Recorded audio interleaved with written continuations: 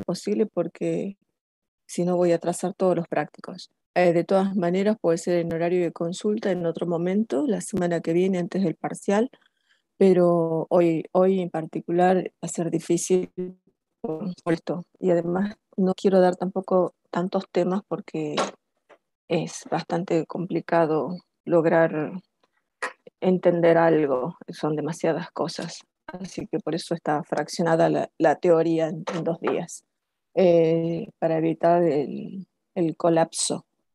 Por otra parte, creo que ya les informé que el parcial está previsto para el 2 de octubre, para un día sábado, y también hay prácticos o talleres que van a comenzar en la semana que viene, el día jueves.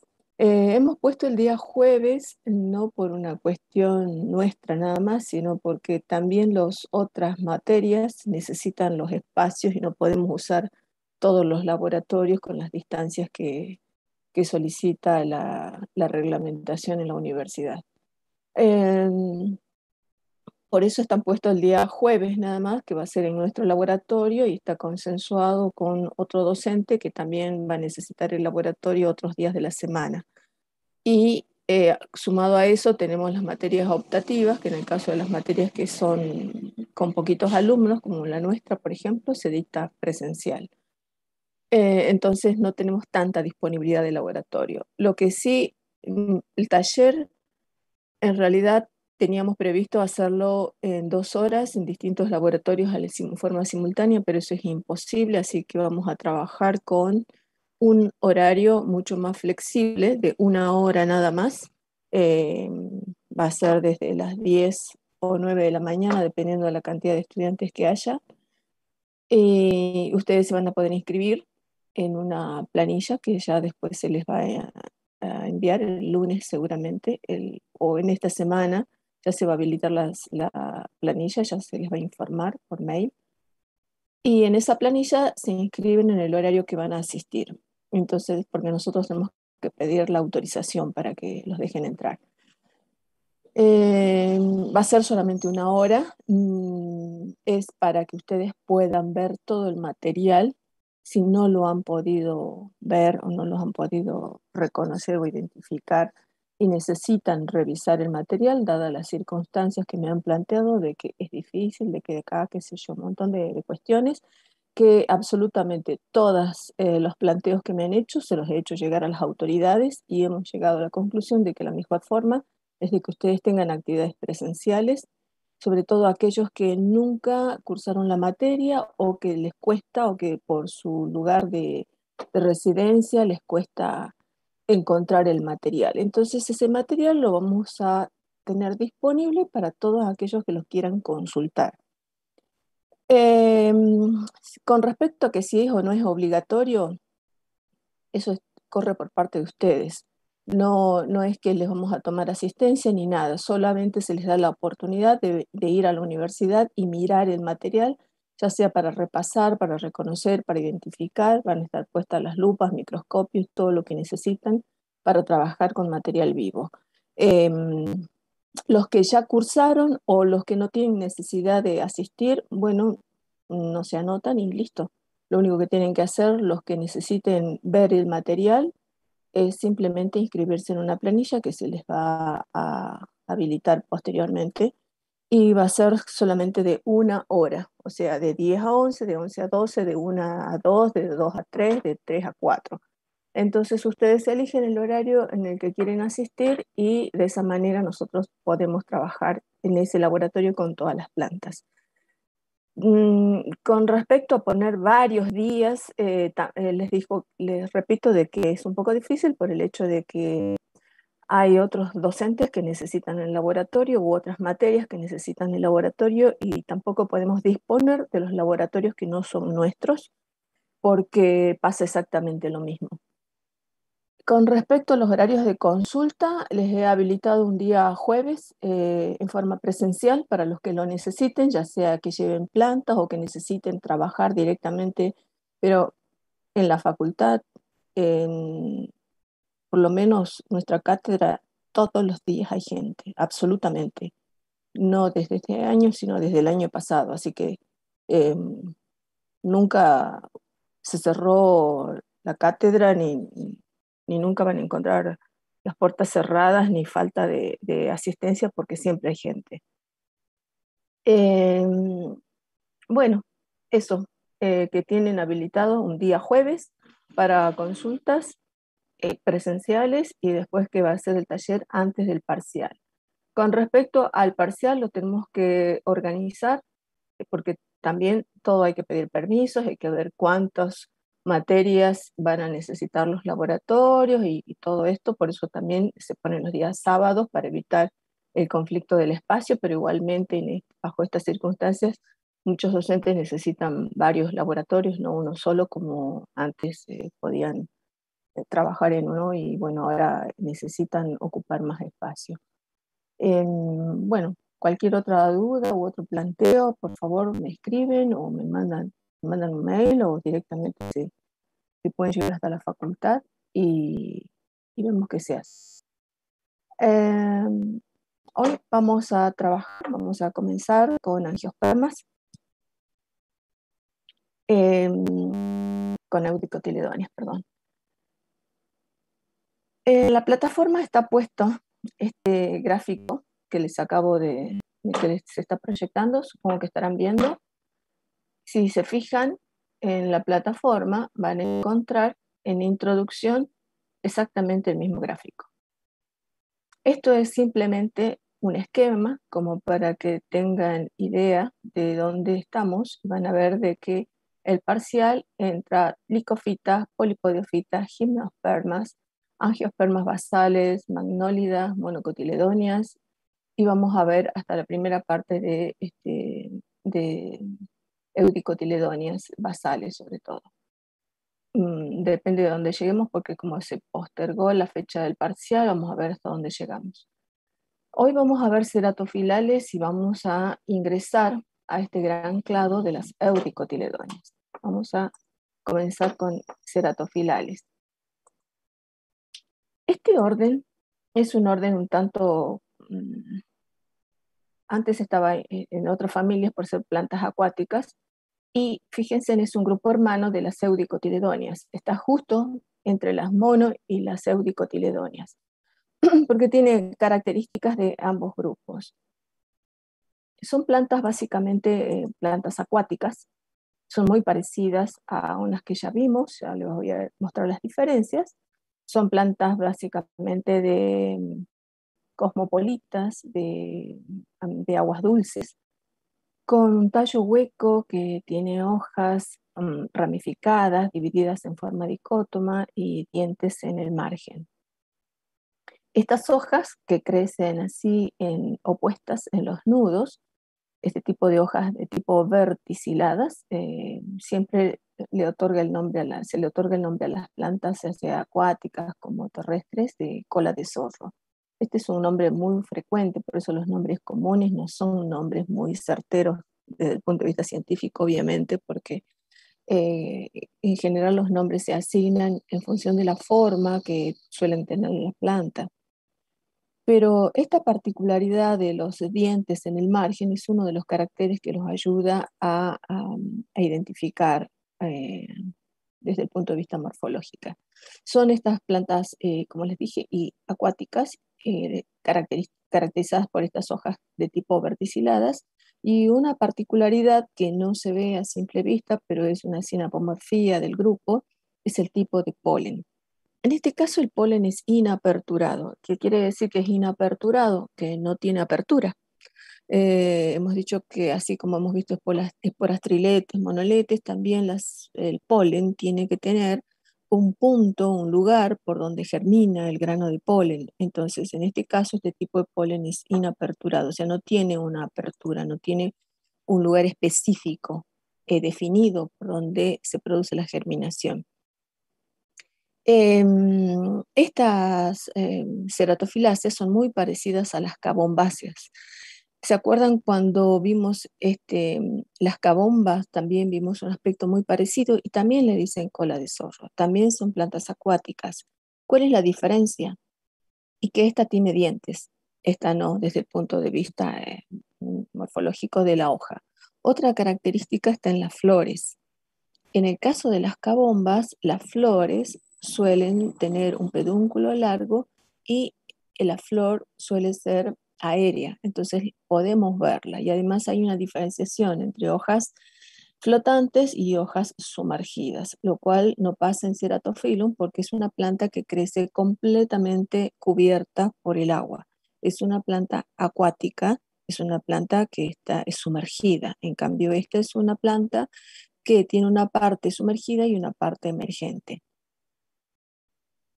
Otra característica que se da en estas plantas es que las flores, a diferencia de las cabombas, están adentro del agua, no se las ve y no tienen la misma morfología, es muy diferente. En este caso las flores son unisexuadas, no tienen pétalos, solamente se agrupan. En este caso lo que se ve acá son los ovarios, y esto que está protegiendo a estos ovarios o está en la base son las brácteas. Esas brácteas están rodeando, protegiéndolo, porque siempre que hay un gineceo tiene que haber algún tipo de protección, algún tipo de estructura que lo agrupe. En este caso son las bracteolas, y también tiene la función de protección y de básicamente cuando el gineceo es muy pequeño, en este caso ya emerge, se lo ve, pero cuando comienza a desarrollarse, las brácteas las están envolviendo.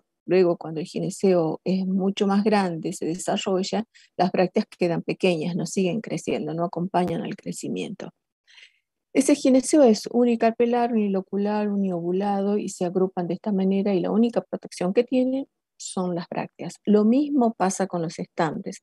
Los estambres también se agrupan y quedan protegidos por brácteas. Característica del polen de tipo inaperturado. Eso es lo que las separa, es un carácter que separa a estas plantas de las eudicotiledóneas. Em, el tipo de fruto, y si es un gineceo, unicarpelar, unilocular, uniovulado, el tipo de fruto es un fruto seco, que puede ser un aquenio o puede ser una núcula. Núcula se dice a todo aquel fruto seco que está acompañado por brácteas. En este caso, este aquenio es un aquenio, es un fruto que es también seco, que se desprende de la planta y que en este caso suele tener una especie de espinas que están alrededor del fruto y que son las que permiten dispersarse, sostenerse, agarrarse de alguna planta para poder germinar, porque si no, las semillas, al ser tan pequeñitas, tan livianitas, van a quedar suspendidas, y al ser plantas acuáticas que están completamente sumergidas, entonces quedan agarradas abajo y de esa manera pueden germinar y pueden desarrollarse. Em, Especies, tenemos especies nativas como Ceratophyllum demersum, Muricatum, son las especies más frecuentes. Se utilizan también como plantas ornamentales, en peceras, en estanques, pero su condición fundamental para que sobreviva es que esté siempre cubierta de agua, diferente de otras plantas que pueden eventualmente ser palustres, es decir, que pueden quedar una parte emergente. En este caso suelen estar completamente sumergidas. Bien, eso es todo de este orden, que es un grupo hermano de las eudicotiledóneas. Uno de los caracteres que permite separar este grupo de las eudicotiledóneas es justamente el polen, porque las eudicotiledóneas también reciben el nombre de tricolpadas. ¿Por qué tricolpadas? Porque el tipo de polen que predomina es de tipo tricolpado. Es triaperturado. ¿Qué significa? Que pueden tener poros o pueden tener colpos o pueden tener morfologías diversas, variadas, como variantes de esta forma, pero nunca polen de tipo inaperturado.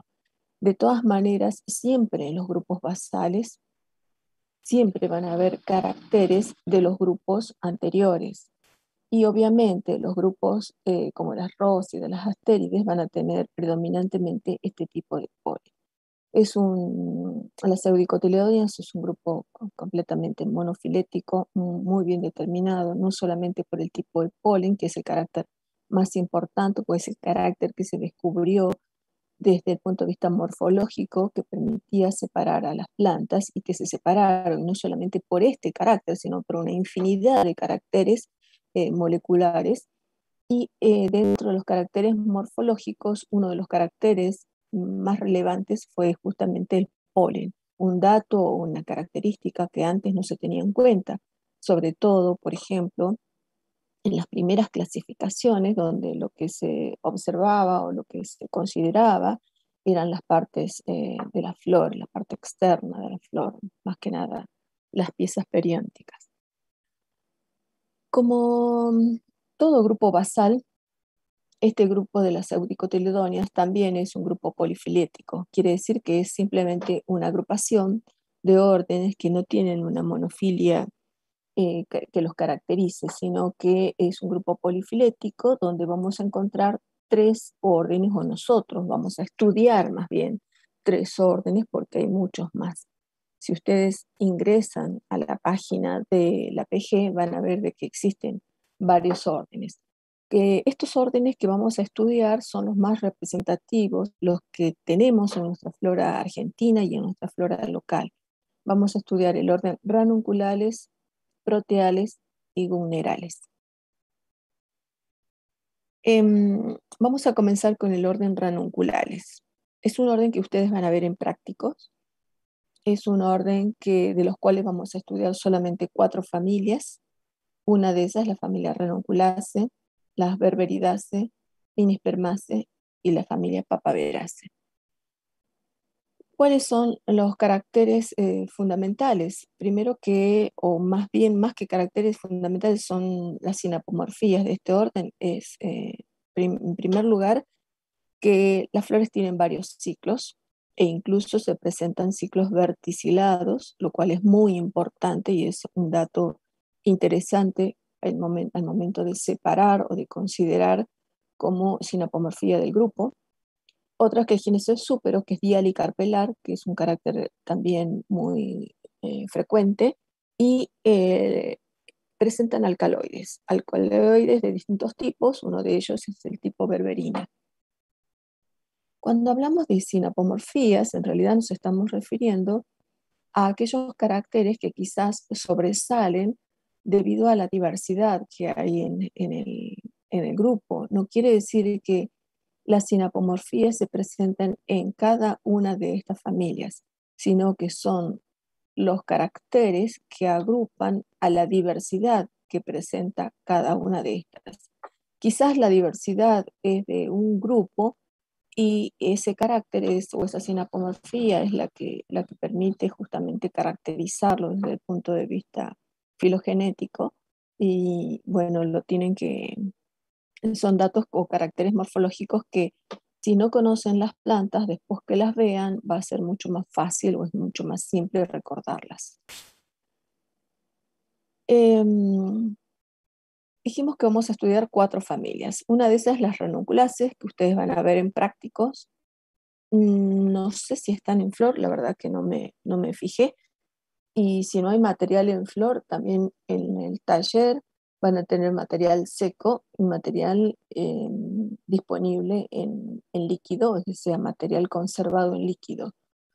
Que quiere decir que si ustedes necesitan revisar o mirar un material que les resultó difícil o simplemente lo estudiaron con un gráfico, lo que pueden hacer es solicitar el material y se les va a proporcionar el material con una lupa para que puedan eh, identificar los caracteres o lo que necesiten ver. Vamos a ver las ranunculáceas, una familia que tal vez no la hayan escuchado, que es la familia Berberidaceae, pero es una familia bien representada, tanto en Salta como en la Patagonia. Habrán escuchado hablar del Calafate, por ejemplo, como lugar. El lugar en realidad es el nombre del lugar se le debe al nombre de esta planta, que es una Berberidaceae. Las mini permaceae, que posiblemente no las hayan reconocido, pero cuando las vean se van a dar cuenta que hay muchísimas, o por lo menos no es tan diverso, pero sí está bien representado porque es muy abundante. Es una plantita que se ve muchísimo en verano, sobre todo. En esta época es muy difícil. Y las papaveraces, porque seguramente deben haber escuchado hablar de las amapolas o de las semillas de amapolas al menos, que es algo que se consume bastante en esta época. Bien, vamos a comenzar con la familia Ranunculaceae. Esta es una familia que si miran la imagen y si no la conocían, ahora se van a dar cuenta de que efectivamente la deben haber visto en muchísimos lugares, sobre todo en descampados, sobre los alambrados, apoyados en los árboles. Es una familia que está muy bien representada en nuestro país. Es una familia que básicamente es del hemisferio norte, pero nosotros en América tenemos la cordillera de los Andes. Y la cordillera de los Andes realmente es el paso de muchísimos organismos, entre ellos estas plantas. Son plantas que son más bien lianas, la mayoría son lianas. También tenemos plantas erectas, pequeñas, pero muchas de ellas son lianas. En el caso de esta planta que están viendo acá, que es un clematis, es una liana. Cuando es una planta trepadora, pero no tiene zarcillos para trepar. Lo que tiene simplemente en la base o en los pecíolos, esta es la hoja, en la base de la hoja está el pecíolo y este pecíolo muchas veces es prensil. ¿Qué quiere decir? Que tiene la capacidad de enrollarse o envolverse alrededor de un eje. Acá en el medio podemos ver un eje que no le pertenece a la planta y este es el de la planta, el eje principal, de donde salen las hojas y los zarcillos, perdón, los pecíolos zarcillosos envuelven a este eje y de esa manera pueden trepar. Por eso no es tan fácil arrancarla de un alambrado. Muchas veces quedan envueltos y es justamente por ese tipo de pecíolo. La lámina de la hoja en general se caracteriza por ser una lámina dividida, puede ser una lámina simple, muy partida, o bien pueden ser hojas compuestas. Pueden tener esos dos tipos de hojas. Las flores también pueden ser uni o bisexuales, pero nosotros no las reconocemos porque sean uni o bisexuales. Las reconocemos por la cantidad de ciclos que tienen.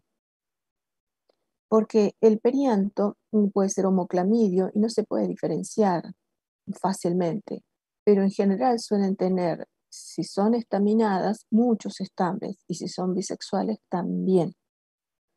Y el gineceo es súpero, pluricarpelar, dialicarpelar y de gineceo súpero, entonces van a estar por encima de un tálamo dispuestos en forma espiralada. Entonces, uno de los caracteres fundamentales es esto, es la cantidad de ciclos que tienen, de estambres sobre todo, eh, y obviamente la cantidad de carpelos que son unicarpelares, uniloculares y de disposición espiralada. Esto es lo que a ustedes los ayuda o les permite reconocer a esta familia. Quizás no si son uni o bisexuales, sino más que nada los ciclos. Y si el gineceo es súpero, unicarpelar, unilocular, uniovulado y el fruto probablemente sea un aquenio. Muchas veces ese aquenio, en realidad cuando se desprende de la estructura, mantiene su estilo. Y ese estilo suele ser muy largo y plumoso. Se dice plumoso porque tiene aspecto de pluma, porque tiene una gran cantidad de pelos. Y es lo que ayuda justamente o lo que contribuye a la dispersión. Este es uno de los tipos de frutos, es el que ustedes van a ver o el que ustedes habitualmente suelen ver a su alrededor y es lo que van a ver en trabajos prácticos. Pero hay otras plantas que pueden tener unas pequeñas bayas, unas pequeñas drupas o pueden tener folículos, pueden tener diferentes tipos de fruto. No todas las ranunculaceae tienen este tipo de fruto. ¿Qué plantas tenemos nosotros a nuestro alrededor? Y podemos encontrar en yungas, por ejemplo, Clematis montevidensis, que es muy frecuente y es difícil encontrar por ejemplo, en estas zonas porque son bastante sensibles a los cambios de temperatura. Entonces necesitan una temperatura más controlada, más pareja, y eso se da, por ejemplo, en un ambiente de sotobosque, porque los árboles son los que contribuyen a mantener una temperatura estable. En cambio, en esta región, ya en el Valle del Lerma prácticamente, donde no tenemos un bosque que proteja o que mantenga la temperatura y la humedad, las plantas son muy sensibles y no van a crecer tan fácilmente.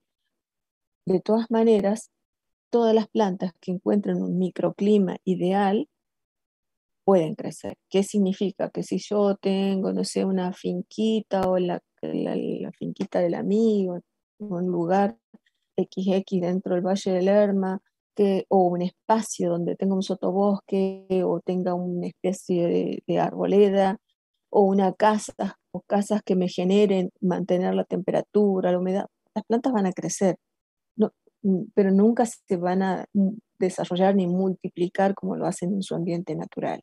Eventualmente las van a poder encontrar, pero tienen que tener un microclima muy particular.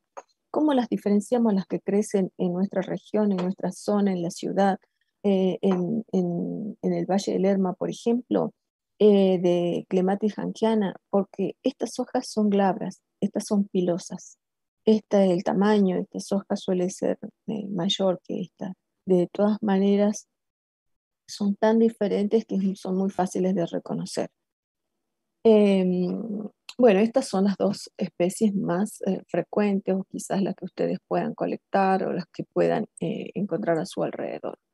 Otras que crecen más en ambientes palustres, en ambientes inundados, es el género Ranunculus. Este Ranunculus florece en primavera, en verano, cuando hay agua y cuando las plantas ya tienen hojas. Esto es muy frecuente verlo después de las lluvias. Ahora en esta época es bastante difícil. Esto podemos encontrarlos hasta en los canales que cruzan la ciudad, no hay problema, no necesitan irse al campo, pero sí necesitan agua. Y podemos tener varias especies. Acá en este caso tenemos Ranunculus praemorsus, que le dicen botón de oro, porque tienen color amarillo y es muy bonita y tiene una gran cantidad de ceras, entonces brilla y es muy, muy elegante, muy fácil de identificar a simple vista. Y si no, podemos encontrar este Ranunculus psicrophyllus, que es también una de las más frecuentes.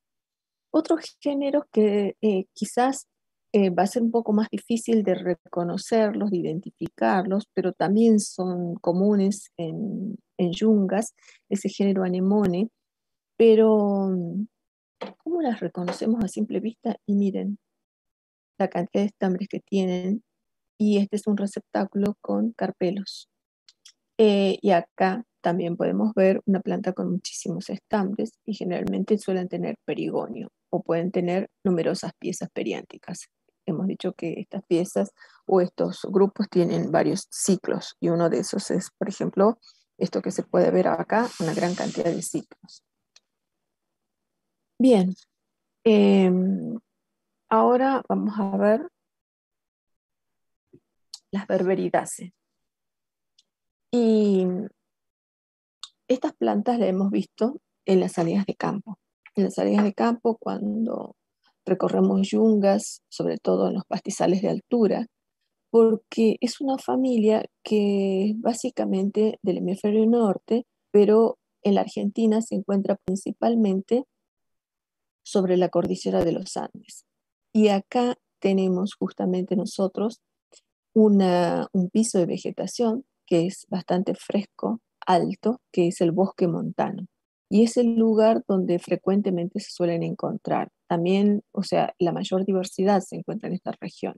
Y la vamos a encontrar tanto en el norte como en la Patagonia.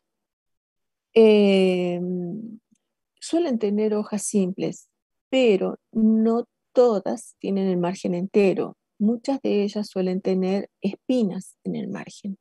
Pueden tener varias espinas o pueden tener algunas muy pocas que son las que delimitan o le dan la forma.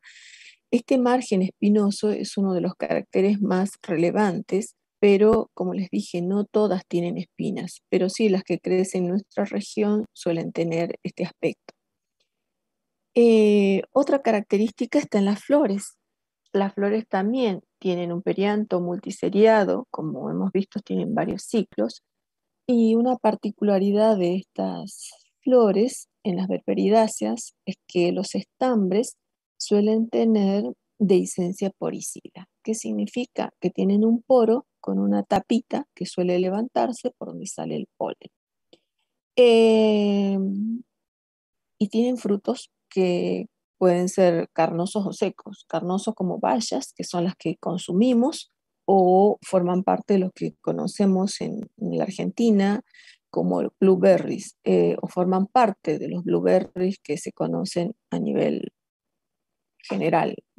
Cuando decimos blueberry decimos frutos azules, frutos oscuros.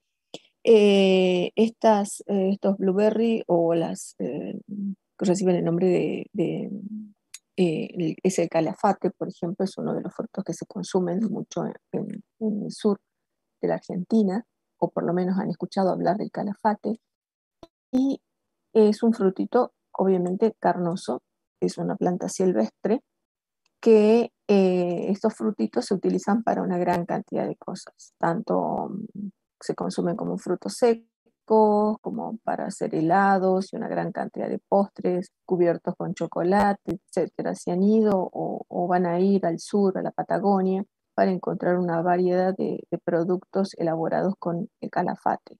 Es solo que calafate tiene varias especies, no es una sola. Tenemos Berberis microfila, que es una de ellas, que tiene hojas de margen entero, es muy frecuente, y Berberis darwini, que tiene espinas en el margen.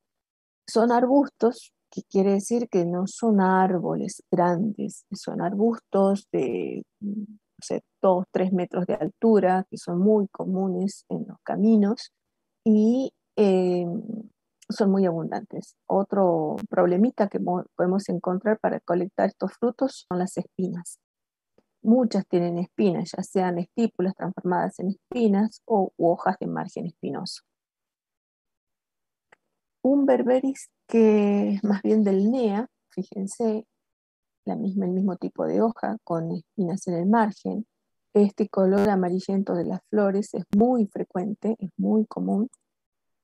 En el norte nosotros también tenemos berberis, berberis conmutata y berberis jovi. Es una planta que hemos colectado en una salida de campo. Los que han ido a San Francisco quizás recuerden, hay unas fotos muy lindas en nuestro gabinete de los chicos colectando estas plantas. Y tenemos otras que no tienen el margen espinoso, como estas. Berberi jovi, por ejemplo, tiene el margen entero. En cambio, estas suele tener el margen espinoso. Bien, entonces las berberidáceas son muy particulares, muy difíciles de confundir. Suelen tener flores amarillas, todas tienen varios ciclos, todas. Vamos con las minipermáceas. Las minipermáceas quizás no las hayan escuchado este nombre, pero después se van a dar cuenta y quizás han visto, o si son observadores, deben haber visto en los alambrados, sobre todo alrededor de la unza, por ejemplo, que en verano cuelgan estas pequeñas ramificaciones que en realidad son las flores, ya vamos a ver cómo son. Son plantitas muy frágiles, son plantas volubles, quiere decir que se van a enrollar, ya sea alrededor de un alambrado, sobre un árbol, sobre otra planta. Tienen inflorescencias que penden, que son inflorescencias de diferentes formas, pueden ser en forma de espigas, en forma de racimos, en forma de panojas, y que la particularidad que tienen estas inflorescencias es de que están acompañadas por brácteas. Estos que ven acá son bracteolas, están protegiendo a las flores.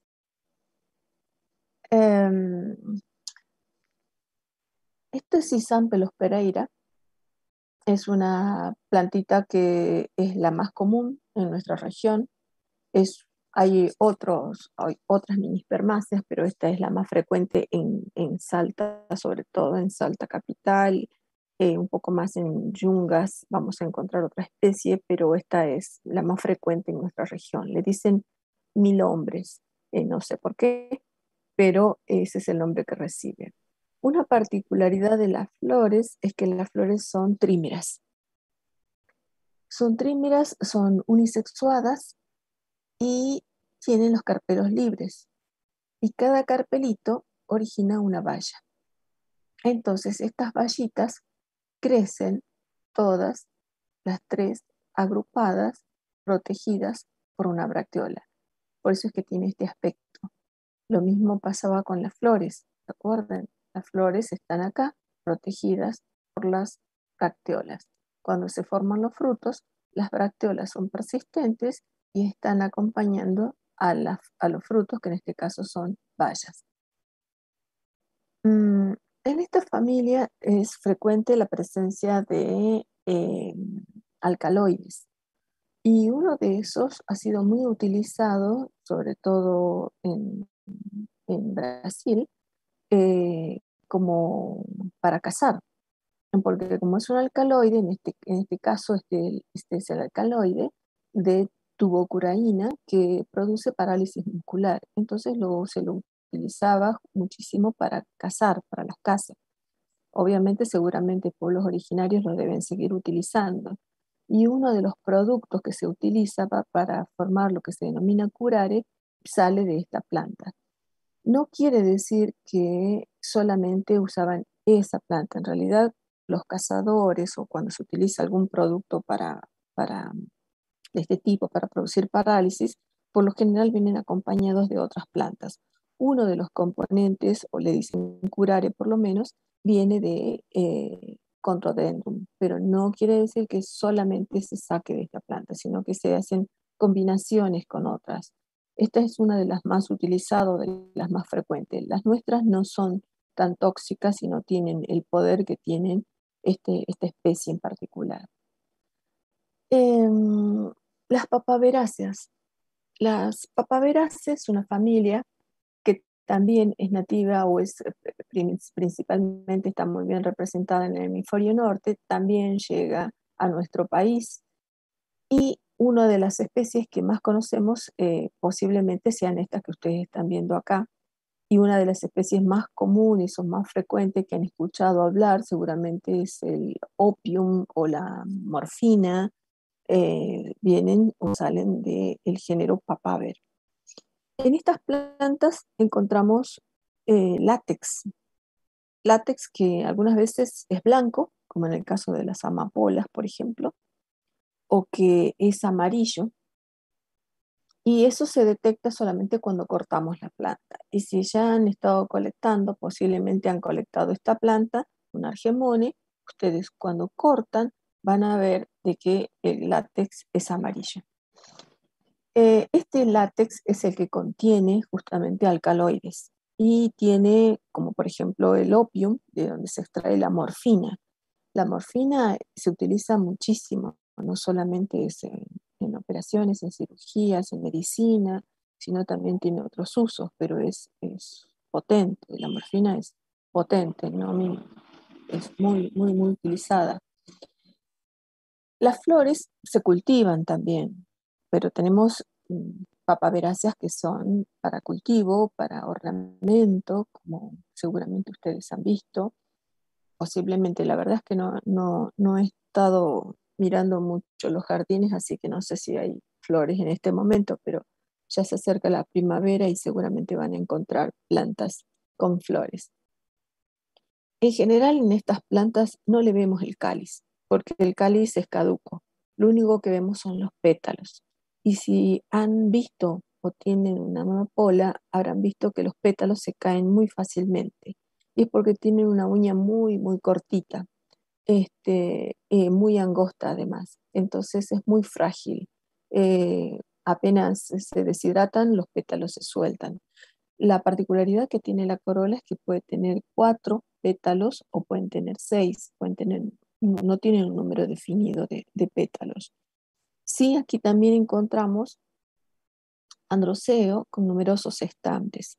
Y el ovario es súpero, pero hay una característica que no se ve en otras plantas, una apomorfía de esta familia, que es la presencia de un disco apical.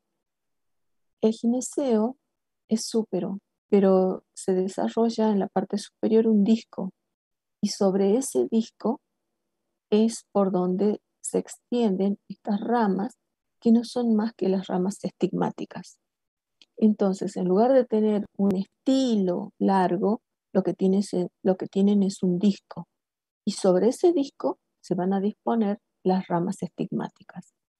Tienen numerosos carpelos, por eso es que cuando ustedes ven la cápsula van a encontrar todas estas divisiones.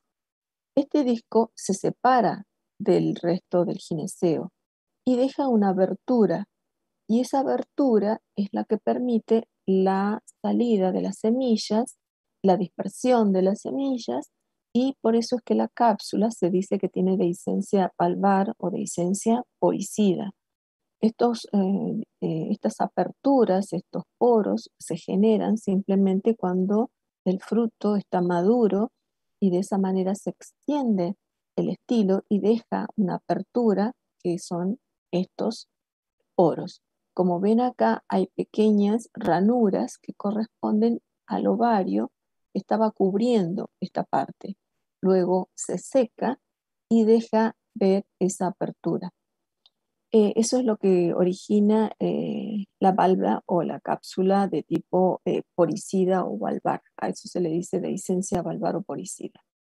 Bien, no tiene nada raro, no tiene nada extraño, lo único que tiene, como todos los grupos que estamos viendo, varios ciclos. En este caso, el cáliz es caedizo y lo único que estamos viendo es la corola, nada más. Los estambres también en estos grupos están en varios verticilos, y el gineceo también es súpero, es pluricarpelar.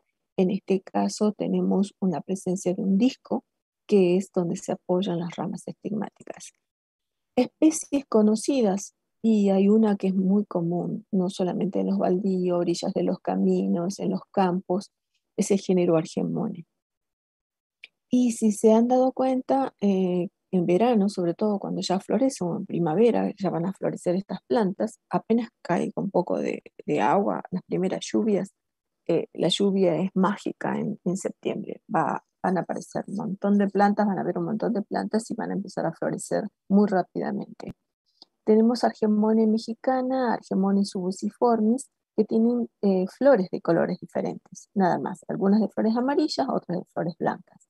En este caso, el fruto es una cápsula con dehiscencia también transversal. Se corta la parte apical y deja expuestas las semillas, que se dispersan fácilmente con el viento o cuando uno las toca. Bueno, como planta nativa nosotros tenemos una papa verace, que es muy diferente de las que acabamos de ver. En aspecto morfológico, por lo menos, no tienen espinas, y no tenemos que irnos muy lejos para encontrarla.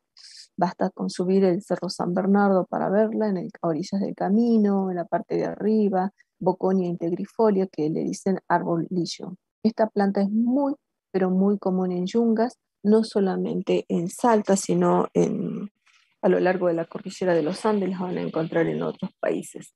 El género Boconia. La especie que tenemos nosotros acá es Boconia integrifolia, que le dicen o se la conoce como árbol lillo. Bien, entonces acabamos de ver el orden Ranunculares. Y en este orden que ustedes van a ver en prácticos, no es un orden tan complejo.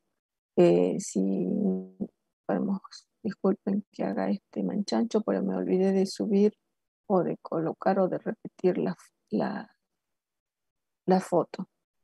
Eh, estas, estas ranunculáceas, tenemos la familia Ranunculaceae, la familia Berberidaceae, la familia Minispermaceae y la familia Papaveraceae.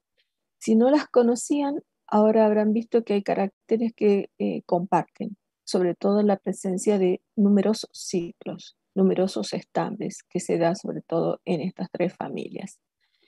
Y de las semillas o de las plantas que consumimos, tenemos las papaveraceae, donde se consumen muchísimo las semillas, los calafates sobre todo, de las ranunculaceas no son frutos apetecibles, no por nosotros al menos, y las minispermáceas menos. Bien, entonces las ranunculáceas son muy bien representadas y las van a ver en prácticos, así que espero que las puedan aprender a diferenciar y a reconocer eh, luego. Vamos a ver el orden proteales. En este orden vamos a ver tres familias: Platanáceas, Proteáceas y Neumboláceas. Estas tres familias las conocemos. No todas son nativas, son justamente plantas exóticas, pero son cultivadas, están presentes desde las plazas a los parques y seguramente todos deben conocer o han escuchado hablar de la flor de loto. ¿Mm? Vamos a comenzar con la familia Proteaceae. Esta es una familia que está muy bien representada en el hemisferio sur. Las que tenemos nosotros en el NOA son cultivadas. Tienen hojas muy divididas, son árboles de muy buen porte, que tienen hojas divididas en formas simétricas, por eso las podemos reconocer. Si se fijan o si recuerdan o si han estado en la universidad, recientemente deben haber visto, o si no se han dado cuenta, en la entrada de la UNSA tenemos una proteácea, en la puerta de entrada. Y esta hoja de tipo asimétrica es un patrón que se repite en varias especies, sobre todo en las plantas nativas. Las flores también tienen tépalos, pero tienen tépalos recurvados, no las vemos en práctico. Las pueden ver, si a ustedes les interesa mirarlas, también pueden colectar material y llevar a la lupa y pueden trabajar en los horarios de los talleres que en esta clase o en la semana próxima van a tenerlas, porque en esta semana no pueden tener talleres, pero sí por los exámenes, pero sí la semana que viene si necesitan mirar, pueden llevar, más allá de que el material no esté incluido en prácticos o no haya tiempo para ver otra cosa, ustedes pueden tranquilamente llevar sus materiales. Nosotros les vamos a aportar el material que se ve fundamentalmente en prácticos o los representativos de las familias que entran en el parcial y que ustedes no han podido observar, pero hay más, si tienen material que ustedes necesitan o quieran ver, también pueden llevarlo, no hay problema. Em, Acá lo que se ve son los tépalos, esto que está acá son los tépalos y esto que está acá es el estilo que está todavía cubierto, protegido. El gineceo es súpero, unicarpelar, uniovulado y el fruto es un folículo. Por eso es que si están en fruto o ven los frutos secos van a ver este aspecto o estos folículos que están todavía pegados, unidos a la planta. Una de las especies más cultivadas es la Grevillea robusta sobre todo, donde tenemos el roble sedoso. Es una planta que no es nativa, es de origen australiano y se cultiva muchísimo en Salta, no solamente como ornamental, sino como cortinas rompevientos. Y eso justamente forma cortinas cuando se colocan una al lado de la otra para proteger los cultivos del efecto del viento o de los depredadores. Las flores pueden tener color amarillento, anaranjado, son muy bonitas y estos son los folículos. Esta hoja asimétrica es muy característica y es lo que nos permite reconocerla fácilmente, aunque no tenga flores, aunque no tenga frutos. Cuando tiene flores es muy fácil de identificarla por la gran cantidad, porque tienen panojas muy grandes, de donde se observan las flores con los tépalos o con los estilos muy amarillos. Nosotros tenemos una nativa que es muy parecida, pero difícil de reconocer en el campo. ¿Por qué? Porque necesitamos llegar a un bosque montano principalmente, y no en esta parte, en esta latitud de Salta, sino un poco más al norte. Esto crece sobre todo en los bosques montanos, húmedos, en Orán, más arriba, en Baritú. Son árboles que tienen también las hojas asimétricas. No tienen el grado de divisiones que tiene la Grevillea, pero es una hoja bien asimétrica y también tiene inflorescencias muy parecidas, pero no de color amarillo, sino de un color mucho más claro. Difícil de encontrar porque necesitamos estar en un bosque montano que no tenga efecto antrópico sobre todo, y son muy duras, las hojas son bastante coriáceas, duras, también la hemos visto, la hemos encontrado en una salida de campo en Orán.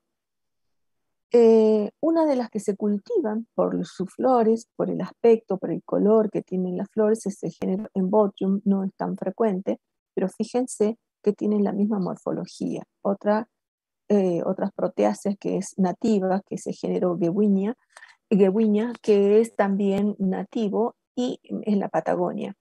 En este caso, estas flores también tienen el mismo aspecto. ¿Qué significa? Que cuando ustedes identifiquen o solamente miren en detalle cómo son las flores de Grevillea, van a reconocer una proteácea, ya sea que estén en Australia, ya sea que estén en la Patagonia, sea donde sea, no importa. Lo que uno tiene que aprender a reconocer son patrones morfológicos para luego identificar grupos. Um, las proteáceas que crecen en África, en la parte sur de África, en, en las, sobre las rocas, sobre todo, son muy diferentes porque tienen formas, primero que las plantas no son arbóreas, son arbustivas, el género Protea sobre todo, son plantas arbustivas, pero tienen flores tan bonitas, tan elegantes, tan duraderas y se cultivan sobre todo por su colorido. Las nativas y las formas cultivadas son exactamente iguales, es solo que cuando cultivamos es para tener mayor cantidad de flores. ¿Y para qué se utilizan? Para ornamento. Entonces en África, en Sudáfrica, es muy frecuente ver ornamentaciones o arreglos florales con proteas, porque son plantas nativas que crecen en este tipo de ambiente. Ya en otro momento hemos hablado de la diversidad que tiene la parte sur de África, que es única, no es justamente lo que, por eso recibe el nombre de región capense. La región capense porque viene de Cape Town, que es la parte sur de África, que justamente es donde crecen este tipo de plantas. Eso por si alguna vez tienen la oportunidad de conocerlas. Em, Vamos a la familia Platanaceae. Esta familia es una familia que no es nativa, pero que nosotros la tenemos tan, pero tan bien representada, sobre todo en las ciudades, sea la ciudad que sea. Por lo general es muy frecuente encontrar plátanos o árboles de plátanos, tanto en la universidad como fuera de la universidad. Si van camino a la universidad, todo el mundo ha pasado por la subiría y debe haber visto a lo largo de la calle estas plantas que son los plátanos. ¿Cómo los reconocemos? Porque son árboles y no todo el mundo anda mirando arriba, más bien miramos lo que está a la altura de nuestros ojos y lo más probable es que encontremos esta característica o este tallo con manchas. Estas manchas irregulares se forman porque son árboles que tienen una corteza que es exfoliante. Entonces, a medida que se desprende la corteza, va dejando manchas de diferentes tonalidades dependiendo de la edad de esa corteza. Si es un árbol que ha perdido muchas capas, va a tener coloraciones distintas.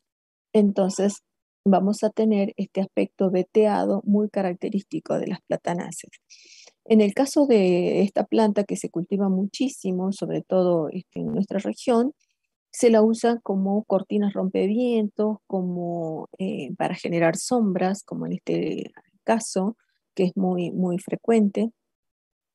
Y son árboles caducifolios, o sea que si queremos utilizarlo como cortina rompevientos en nuestra casa o en el barrio, hay que pensarlo dos veces, porque como son árboles caducifolios, de hecho que todos los árboles van a perder hojas, pero unos pierden más que otros. En este caso, estas plantas pierden todas las hojas y se van a caer y obviamente hay que limpiar. Y otro gran problema que tiene esta planta es la cantidad de pelos, que ya vamos a ver dónde están esos pelos, que son los que producen alergias. Son plantas que vamos a reconocer por sus hojas también, porque las hojas son palmadas y pueden tener varios lóbulos. Si vemos acá, tenemos esta planta que tiene solamente 3 lóbulos, esta hoja que tiene varios lóbulos, que significa que no siempre vamos a tener 3 lóbulos como indica este gráfico, sino que podemos tener varios lóbulos. Esta es una forma de representar la hoja. Otra característica particular de estas hojas es de que tienen la base bien dilatada y forman una especie de cono. Este cono está protegiendo a la yema. Recuerden que estas plantas son nativas del hemisferio norte y por lo tanto los fríos son diferentes, las temperaturas en el invierno son muy diferentes a las nuestras. Entonces la base de la hoja está protegiendo a la yema de las temperaturas que puedan afectar a esta yema para generar una nueva rama. En el caso de la bandera canadiense, tiene justamente la hoja de plátano representada en su bandera. Los pelos que nosotros sentimos o que los que tenemos alergia, escapamos de estas plantas porque en las épocas secas, sobre todo cuando están en fruto, se desprenden y son los que provocan las alergias. Esos pelos están acompañando a las flores, pero cuando la flor está dentro de su inflorescencia, que son bastante globosas y están inmaduras, estos pelos no tienen el efecto que tienen cuando se forma el fruto. Están protegiendo a los frutos. ¿Por qué? Y porque las flores prácticamente son aclamidias y están protegidas solamente por los pelos. El gineceo puede tener varios carpelos, los estambres de las flores estaminadas también pueden tener varios estambres, las flores pistiladas tienen varios carpelos, pero no tienen protección, no tienen un perianto que las proteja. La protección que tienen es anexa, no viene de la flor, es un ciclo accesorios que está formado por pelos. Esos pelos acompañan a los frutos que son aquenios y estos pelos son los que provocan las alergias. ¿Para qué están? Y para ayudar a la dispersión. Entonces contribuyen con la dispersión. En realidad para nosotros es molesto, pero en realidad lo que hace la planta es eliminar la semilla, dispersar la semilla acompañadas por pelos que la lleva el viento. Estos frutos globosos son muy, muy frecuentes y son los que ayudan a identificarlos. Pero antes de reconocer o identificar las flores, en general los reconocemos por la corteza, que suele tener manchas, y por las hojas, que suelen tener varios lóbulos. Las Nelumbonaceae, es otra familia que tampoco es nativa, que es una familia muy importante, que es de origen asiático, pero también se encuentran en Estados Unidos, son originarias de ambas regiones. Y acá tenemos lo que conocemos, sobre todo de las plantas asiáticas, con el nombre de flor de loto. ¿Cómo las diferenciamos de las ninfeáceas? En particular, cuando las vemos juntas o cuando las estudiamos en forma teórica solamente con el texto, es muy fácil de confundirse. Pero cuando las vemos juntas, son tan diferentes que decimos, ¿cómo es posible confundirlas? Todas tienen rizomas, porque si son acuáticas, tienen que tener un rizoma. Si son acuáticas y el rizoma está bajo el agua, para que yo pueda ver las hojas, la única forma es de que tengan pecíolos largos. Y estas plantas no solamente tienen pecíolos largos, sino también tienen pedúnculos florales muy largos. Pero si recuerdan, las ninfeáceas están apoyadas sobre el agua. Aquí no. Aquí las hojas salen por encima de la superficie, quedan muy expuestas, muy expuestas. Las flores son enormes, son gigantes, son muy grandes, son hermosas. Se cultivan sobre todo en los jardines botánicos, no es necesario ir hasta Asia para verlas, se cultivan en varios jardines botánicos. Uno de los jardines botánicos más próximos que tenemos es uno en Río de Janeiro y otro, si no, en Chile. Chile también tiene un jardín botánico muy bonito y también tiene estas plantas cultivadas. Y si no, en Buenos Aires, seguramente en el jardín japonés o algo por el estilo, que lo he visto muy rápidamente, no puedo darles detalles porque no ingresé, pero seguramente también las tienen cultivadas.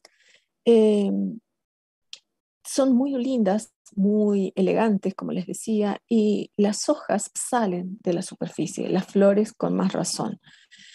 Las flores son bisexuadas, tienen un perianto que tiene varios verticilos y una particularidad de las flores es que no solamente tienen varios estambres, sino de que el gineceo es pluricarpelar, pero está dispuesto dentro de un receptáculo. Esto que ven acá es un receptáculo esponjoso que tiene estas perforaciones. Entonces, debajo de cada una de esas perforaciones hay un gineceo. ¿Y qué es lo que asoma por acá, por esa perforación? Es el estigma, nada más. Cuando se fecundan y forman el fruto, que es una núcula, este disco o estos frutos permanecen dentro de ese disco. Ese disco después cae, se descompone y deja libre a las núculas. Este disco lo que está haciendo es proteger a las núculas, nada más. Entonces, ¿cómo las reconocemos fácilmente a las nelumbonáceas de las ninfeáceas? Y son tan distintas que es imposible confundirlas. Pero si las estudiamos desde el punto de vista teórico, decimos, son acuáticas, las dos tienen rizomas, las dos tienen hojas grandes, las dos tienen pedúnculos, pero estos pedúnculos sobresalen completamente por encima de la superficie de las hojas. Y en este caso, las flores también tienen numerosas piezas periánticas, numerosos verticilos, pero los carpelos están dentro o dispuestos dentro de un receptáculo esponjoso donde se disponen esos carpelos. Bien, eh, espero que hayan entendido o no las confundan al menos. Después cuando las estudien las van a poder reconocer. Las Gunneraceae. Las Gunneraceae están representadas, muy bien representadas en nuestro país a lo largo de la cordillera de los Andes, pero no solamente la vamos a encontrar en nuestro país, sino la vamos a encontrar a lo largo de la cordillera en otros países, sobre todo Ecuador, en Costa Rica. Son plantas que es imposible que pasen desapercibidas. Quizás las nuestras en Yungas son un poco más pequeñas, pero aún así la vamos a reconocer. ¿Cómo? Y los que andan caminando, los que salen a caminar, los que les gusta hacer un poco de turismo o de caminatas en los cerros, las van a poder encontrar en Castellanos, en la región más fresca de Yungas. Y bueno, si han ido a Baritú, también se encuentran a orillas del camino en todo lo que son bosques montanos fríos, las van a poder encontrar sobre las laderas de las montañas. Son hojas que tienen margen dentado bastante irregular y tienen las venas palmadas y se suelen dividir de una manera tal que permite abrir la hoja, extenderse la hoja. Fíjense, los ejes se dividen desde el punto central en forma dicótoma y las hojas son muy fáciles de identificar.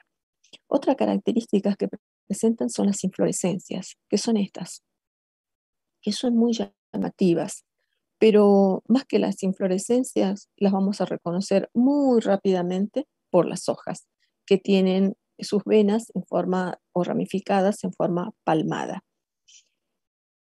Son grandes, son muy grandes, sobre todo en América Central, sobre todo en Costa Rica, que es donde encontramos las plantas más grandes. Son tan grandes que el cuerpo de cada uno de ustedes puede ser el tamaño de un pedúnculo o del tamaño del pecíolo de la hoja, nada más que eso.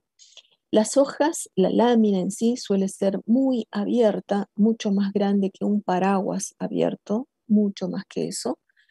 No son plantas que uno pueda tocar fácilmente, porque a simple vista, cuando uno las ve tan grandes, tan herbáceas eh, y tan atractivas, desde lejos cuando nos acercamos, suelen tener espinitas. Perdón, quería ir para atrás. Acá. No sé si pueden ver, pero este pecíolo que ven acá es bastante estrigoso y tienen espinas. Y tienen más bien el aspecto de una ortiga gigante. Entonces, cuando uno las ve de lejos, tiene ganas de abrazarlas, tocarlas, pero cuando uno se acerca, tiene el aspecto de una ortiga gigante y no es tan fácil tocarla. Por eso es que no son plantas que estén roídas, ni comidas, ni deterioradas por nadie, porque ni siquiera los animales se acercan. Sí, hay especies que suelen tener el tallo o los ejes, sobre todo las que crecen acá en la parte sur, que no tienen ese tipo de indumento. Otra característica que es muy utilizada es la asociación simbiótica que tienen con cianobacterias, que son las que fijan el nitrógeno en el suelo. Entonces, estas plantas crecen sobre las laderas y se utilizan muchísimo, sobre todo en América Central, para evitar las erosiones del suelo. No solamente porque van a fijar nitrógeno, sino que son buenas fijadoras y son los lugares donde preferentemente suelen crecer. Y como tienen hojas muy grandes, eso genera un microambiente donde pueden crecer otras plantas. Esta es la nuestra, de la Patagonia, por ejemplo. Esta es una planta que crece en la Patagonia. Es mucho más pequeña, pero si se fijan, esta es una planta de América Central y esta es una planta de la Patagonia. Y si se fijan, son muy parecidas, es solo que el tamaño es muy diferente. Esta también tiene rizomas, es solo que esta tiene los rizomas subterráneos y esta tiene los rizomas aéreos. Todas tienen asociaciones con cianobacterias, entonces son muy buenas fijadoras de nitrógeno y eso quiere decir que permiten enriquecer el suelo. Esta es la inflorescencia. Como ven, llama la atención porque suele ser muy grande, tiene un color diferente a las hojas y nos damos cuenta enseguida que están en flor. Esas inflorescencias pueden estar en espigas, en algunas especies pueden tener racimos, otras pueden tener panojas, que son extendidas muy amplias, pero todas tienen el mismo aspecto. ¿Por qué? Porque las flores no tienen tépalos, o si tienen tépalos son reducidos, son muy pequeñitos, tan reducidos que prácticamente pasan desapercibidos. Por lo general son plantas que tienen imperfectas o unisexuadas. Vamos a encontrar ejes con flores, solamente con flores pistiladas, y el ovario es ínfero. Lo que están viendo acá son ovarios nada más. Cada una de estas es una flor. ¿Dónde están los tépalos? Acá, en la parte terminal, ¿sí? En la parte apical, que prácticamente pasan desapercibidos, son muy, muy reducidos. Todo lo que están viendo es ovario, ovario ínfero. Entonces, este ovario, si es la parte inferior, quiere decir que los tépalos están acá, pero son tan reducidos que solamente se pueden ver pequeñas proyecciones hacia arriba, nada más. Y las flores estaminadas están formadas por 3 estambres, también 1 a 3 estambres. También suelen tener el mismo aspecto. Em, Tienen esta coloración. Y esto que ven acá son glándulas, nada más. Son glándulas que acompañan a los carpelos. Entonces no forman parte de los ciclos de la flor, sino esto es ovario, los tépalos están acá y eso es todo. Estos son glándulas, glándulas de otro color. La que tenemos nosotros en Salta, esta es una foto de una planta nativa, es como la hoja del zapallo, así, muy parecida. Es solo que no la van a ver rastrera, apoyante, como como la planta de zapallo, sino que está comprimida porque tienen rizomas, pero mucho más cortos, y si tienen si son varias plantas, están todas agrupadas y suelen crecer en yungas. Estos pecíolos son carnosos. Si bien tiene un aspecto estrigoso no, o liso en otras especies, estos pecíolos son comestibles, tanto por el hombre como por los animales. Es muy frecuente que la gente en el campo consuma estos pecíolos. Y si nos olvidamos el agua o cuando llegamos a la región, al lugar, ya no tenemos agua o no tenemos un río cerca para sacar agua y tenemos una gunera, podemos tranquilamente consumir los pecíolos de estas plantas. Eh, Antes se consumían esos pecíolos con azúcar. Directamente pelar el pecíolo de la planta y sumergirlo con azúcar. Yo lo he probado en el campo y realmente es muy buen aporte de agua. Igualmente no anden probando cualquier planta si no están seguros de lo que es, pero cuando están con flores las podemos reconocer y sabemos que es una gunera. Esto van a encontrar en las serranías de Castellanos, es donde por lo menos pude colectar acá cerca, y si no en bosques montanos muy frescos, muy húmedos, como la zona de Baritú, que son muy, muy frecuentes a orillas de los caminos. Y se reconocen fáciles porque son hojas grandes, son hojas muy abiertas. Y las de América Central son mucho más grandes, tan grandes que uno se puede colocar debajo de una de las plantas y sacarse una foto, pero sale oscura porque genera sombra. No, no sé, prácticamente no se pueden ver, pero si ustedes se animan a tocarla, en realidad el aspecto que tiene estrigoso simplemente genera temor, pero no genera daño. Bien, ya terminamos. Pensé que tenía más fotos. Es que a veces me aburro de algunas fotos, saco, coloco otras, y a veces me olvido que ya las quité.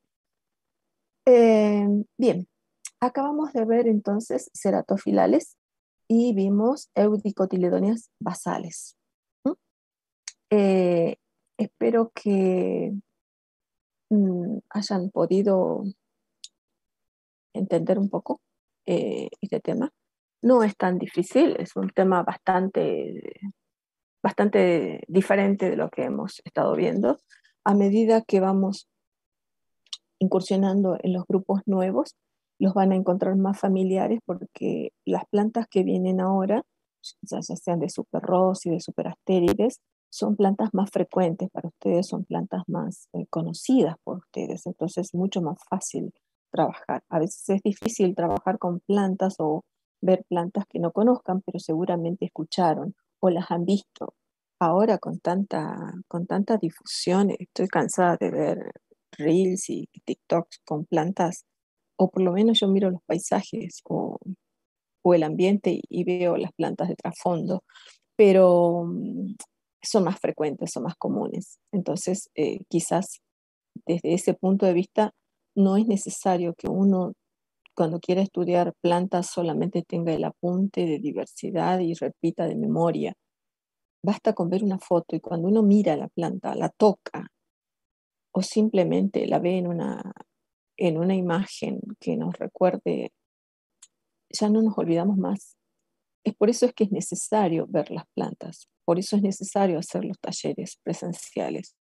Los habíamos puesto al final de la materia, como ocurrió en la cursada anterior, pero dadas las circunstancias es necesario implementarlos desde ahora y sobre todo cuando ya están autorizadas las actividades presenciales. Así que, bueno, espero que ustedes aprovechen y puedan aportar material, o sea, pueden llevar sus propias plantas y obviamente nosotros les vamos a dar las plantas que ustedes han visto en práctico, sobre todo las que están disponibles. Y si no hay material fresco, habrá material disecado también para que puedan ver eso, no hay problema. Eh, bueno, ¿alguna consulta o alguna duda? De todas maneras, las dudas las pueden plantear en forma personal si quieren ir a la facultad, no hay problema.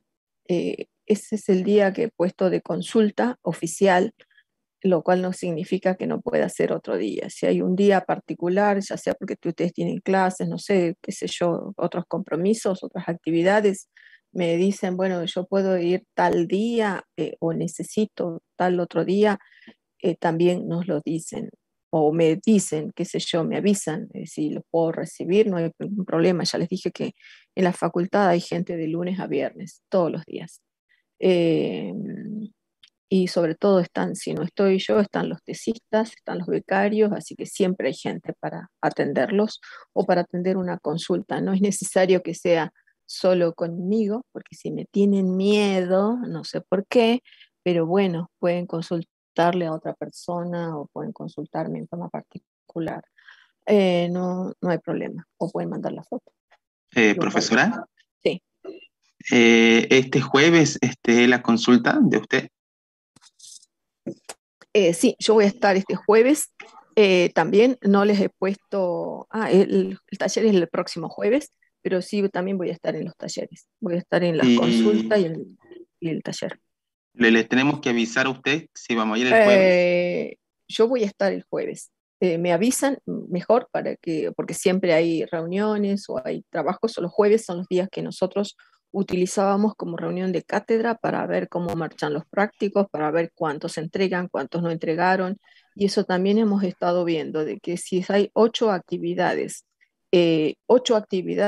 obligadas, como son los coloquios, como son los prácticos, y la entrega de prácticos también no es que el práctico lo entrego y ya zafé. No, no, no, no, no. El práctico, si está incompleto, mal realizado, mal hecho, el práctico tiene errores, está desaprobado. Entonces, no puede ser que un práctico que se entrega después de la clase lo entreguen mal o lo entreguen incompleto. Si el práctico está incompleto, está desaprobado. Em, Eso es algo que también tienen que, ustedes como alumnos saben de que no es solamente cumplir, no es solo entregar algo, decir, bueno, no sé, me corresponde el presente porque entregué, pero lo entregué incompleto. Si lo entregué incompleto, lo entregué mal, está mal, chicos, eso, ya están en cuarto año, son casi profesionales. Entonces, ustedes tienen que tener en cuenta de que una carrera que pasa del tercer año es una carrera que ya los está preparando para ser, o la carrera siempre los prepara para ser profesionales, pero las materias específicas o las materias de cuarto y quinto año son las materias que obviamente ya uno se supone que está trabajando con estudiantes de cuarto año. Entonces, hay cosas que ya no las decimos porque se supone que ya han tenido un entrenamiento previo y tienen que saber sus obligaciones. Y una de las obligaciones es entregar el práctico completo. Los que son recursantes, eh, hay muchos prácticos que estamos viendo de que tienen los mismos errores que tenían cuando cursaron. Entonces, revean eso. Si ustedes están recursando, se tienen que poner en el plan de que son estudiantes que están haciendo la materia, no que ya lo sé y vuelvo a entregar el mismo error que vivo cometiendo, que he venido cometiendo antes. Revisen sus errores, corrijan, los docentes les informan qué tienen que rehacer, qué tienen que modificar. Si no es necesario que nos lo vuelvan a entregar al práctico, pero sí, si tienen dudas y dicen yo no sé dónde está el error o cuál es el error, o yo lo tenía así y de pronto me está pidiendo otra cosa, voy y se lo planteo en horario de consulta, en forma particular, porque cada uno tiene sus propios errores o no, o si son compartidos, a veces el error sale de uno. Nos ha pasado en forma presencial de que se hizo mal algo o se entregó mal la información porque hubo un error, qué sé yo, poner en la pizarra como antes se hacía y colocar de pronto un ovario ínfero cuando era súpero, por una cuestión de error, se transmite el error y todos cometen el mismo error. Entonces, ahí se corrige en forma general. Pero cuando nosotros vemos eso, lo decimos, porque no somos genios, podemos cometer errores. Y también tenemos la posibilidad de modificar, de cambiarlos, de decirles, miren chicos, esto no es así. Se cometió un error, entonces el error parte desde el teórico, en el práctico y obviamente se ve en el parcial. Y a veces nos hemos dado cuenta de esos errores en el parcial, no en el práctico, porque antes se corregían los prácticos al finalizar, al terminar el cursado de la materia. Ahora, dada la circunstancia, la única forma de tener un registro de trabajo es corrigiendo diariamente. Entonces, es diferente. La metodología también ha sido diferente. Ustedes también tienen que entender de que hay muchas cosas que hemos tenido que ir cambiando o adecuando de acuerdo al, al tipo de actividad que tenemos. Y sí, para eso están las consultas también. Pueden ir, si el jueves yo voy a estar. Creo que el taller es el próximo jueves, ¿verdad? Si no me equivoco. Acá tengo, sí, creo que es el próximo jueves. Sí, voy a estar en el taller y voy a estar en consulta este jueves particular. Si ustedes me avisan, porque les tengo que pedir permiso, esa es otra historia, de saber quiénes van a ir o cuántos van a ir por el tema de la autorización. Simplemente hay un control y van a ver que los que no han ido a la universidad todavía, que cuando ingresan les piden el nombre y el apellido. Solamente eso. En la semana pasada incluso se han tomado exámenes presenciales y lo que se hace es se deja la lista o la nómina de alumnos que van a ingresar. Entonces, cuando ustedes ingresan, los dejan pasar, los inscriben, los anotan y si después hay alguna información errónea o hubiere algún accidente o algún inconveniente dentro de la universidad, se chequea que efectivamente haya estado autorizada la persona y quién hizo la autorización. Para ustedes tal vez es engorroso o a veces no tienen definido qué van a hacer el jueves que viene, pero es necesaria esa organización porque para nosotros también es un trabajo extra que tenemos que gestionar el permiso e informar. No es gran cosa, pero hay que hacerlo, porque también nos llaman la atención si no hacemos eso. También en nuestro grupo también somos muchos y también hay becarios y hay tesistas y es demasiada gente, entonces hay que organizar los horarios, los tiempos y ahora con el tema del laboratorio con más razón. Eh, bueno, no me acuerdo que me preguntaron sobre eso, ¿no? Sobre si voy a estar el jueves, sí, sí voy a estar.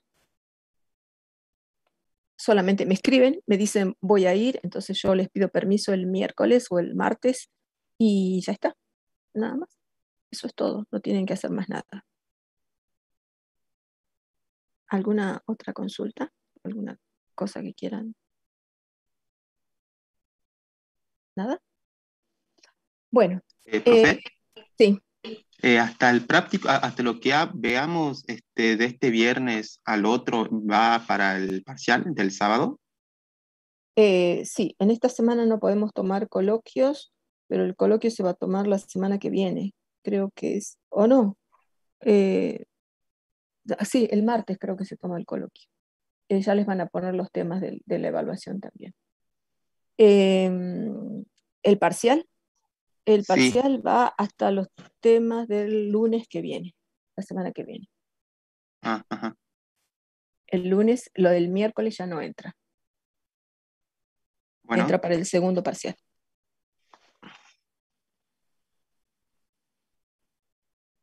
¿Algo más? A los que tienen 6 coloquios desaprobados, 6 coloquios no van a llegar a los 6 porque son 8 coloquios prácticamente en toda la materia, eso es imposible que, si van a quedar libres, no van a quedar libres por coloquio, van a quedar libres porque no presentaron los prácticos o porque simplemente los prácticos están mal hechos, nada más. Se les está enviando mails a cada uno para informarles cuál es la situación en el caso de los que ya están con la cantidad límite o de prácticos o sin entregar, porque si son 8 actividades y tienen 6 actividades sin hacer o que no han hecho es porque y también se los saca de la plataforma porque están inscriptos. Y otra cosa es que no sé por qué razón siempre la clave va a parar a cualquier lado, parece que es del pueblo, entonces todo el mundo entra y de pronto tenemos un montón de gente que no tiene nada que ver o que no está en la materia. Y siempre se les pide, sobre todo es increíble, pero ustedes huyen de la materia, pero siempre tenemos gente de recursos naturales o de agronomía que está en los teóricos, no sé por qué, pero o práctico no les permitíamos hacer antes, pero siempre fue así. Y no sé, si ustedes tienen alguna duda, o sobre todo los que están en la cantidad límite de prácticos sin entregar o de inasistencias, nos tienen, o si quieren no sé, la planilla, se las vamos a enviar. Yo les estoy enviando a los que ya están en el límite, nada más, para tenerlos al tanto de esta situación. El martes que viene va a ser el coloquio y ya les van a avisar. Mañana no tienen clases, no hay prácticos, así que nos volvemos a ver el miércoles. Y el parcial entra hasta el teórico del lunes. Lo que puedo hacer es darles en otro día, en otro momento, aclararles o no sé qué es lo que quieran ustedes con respecto a la clase de OALES, y creo que quedó eso pendiente nada más, OALES me parece, y, pero en otro momento, pero fuera del teórico, eso me lo tienen que decir ustedes, si lo necesitan, si no quieren, no, yo no tengo drama, si lo quieren bien, si no, pasa lo mismo, pero me tienen que decir qué día, porque si yo les digo, qué sé yo, martes, miércoles a la mañana y de pronto ustedes tienen clases, no tiene sentido. Entonces ustedes son los que me tienen que decir, bueno, tal día podríamos ver tal cosa o tal día podríamos hacer tal otra, pero me tienen que ofrecer ustedes. Como les dije, el jueves es presencial como día fijo, como día oficial. Si necesitan ir en otro momento y me dicen yo puedo ir porque trabajo, porque esto, porque aquello, no sé, puedo ir tal día o tal día voy a ir a rendir tal cosa y quisiera tener una consulta, me tienen que avisar para que, primero, para que yo esté en el día que ustedes quieran y a la hora que quieran, y segundo, para, si van a ir solamente para eso, bueno, para pedirles el permiso nada más. ¿Sí? Increíble, pero no veo absolutamente nada, nada, nada de Buen día, tanta profe. pantalla. Sí, ¿Qué temas entrarían en el coloquio del martes que viene? ya les van a poner en la plataforma. Bueno, profe, gracias. ¿Vieron en el calendario? Ahí les van a poner todos los temas del coloquio. Hoy las veo a las chicas enseguida, ahora me voy a la facultad y les digo que coloquen los temas, porque yo no me acuerdo exactamente de memoria en este momento. Y después ustedes me avisan si quieren tener la clase extra de POALES y en qué horario quieren que les dé, ya sea consulta o quieren la clase o quieren que les explique algo, pero si no me dicen, yo no puedo obligarlos a tener una clase extra. Ujú. ¿Así? Bueno, a ver, ¿qué día? Porque, bueno, después, en todo caso, es igual, yo puedo cualquier día, cualquier horario, no tengo drama. Si me dicen sábado a la medianoche, no tengo ningún problema. Este, no tengo más que un perro para atender, así que solamente para abrirle la puerta para que entre y para que salga. Así que no tengan problema con el tema del horario. O sea, si ustedes me dicen, ay, podemos el viernes a las 6 de la tarde, bueno, ahí sí. Yo les digo, bueno, sí se puede. No hay problema, puedo acomodarle, pero me tienen que avisar. O si tengo alguna obligación por ahí, también puede ocurrir, qué sé yo. Ujú, sí, ajá, bueno, bueno, perfecto. Bueno, me avisan. Me avisan si miércoles, el jueves. Bueno, sí, puede ser el viernes, este viernes, o puede ser este jueves. Yo este viernes, por ejemplo, me tengo que ir al INTA, me voy con las chicas toda la mañana, así que no voy a estar el viernes a la mañana, que seguramente tengo que hacer un trabajo allá, así que me voy al INTA. El día jueves, este jueves a la mañana, bueno, está bien, no hay problema. Ah, bueno, era consulta. Ustedes quieren, no sé quién va a venir, alguien a la consulta. ¿A qué hora puse? A las 10, creo. Pero no, no hay problema. Ustedes me dicen si quieren a las 8, a las 9, a las 10. ¿A qué hora quieren la clase?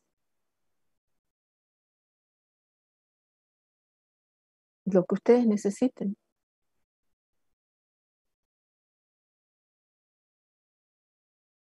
Bueno, entonces el jueves, ¿a qué hora? ¿Podría ser en el horario de consulta? Sí, puede ser en horario de consulta. A las 10. ¿Jueves a las 10? Bueno, jueves a Sí. las 10 entonces. Cualquier cosa, si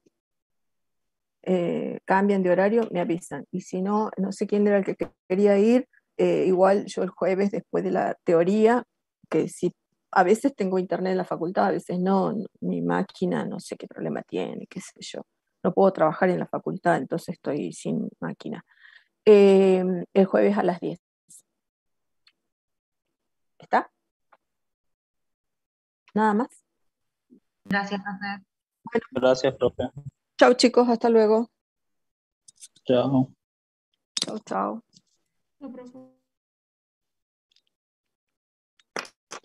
Hasta luego.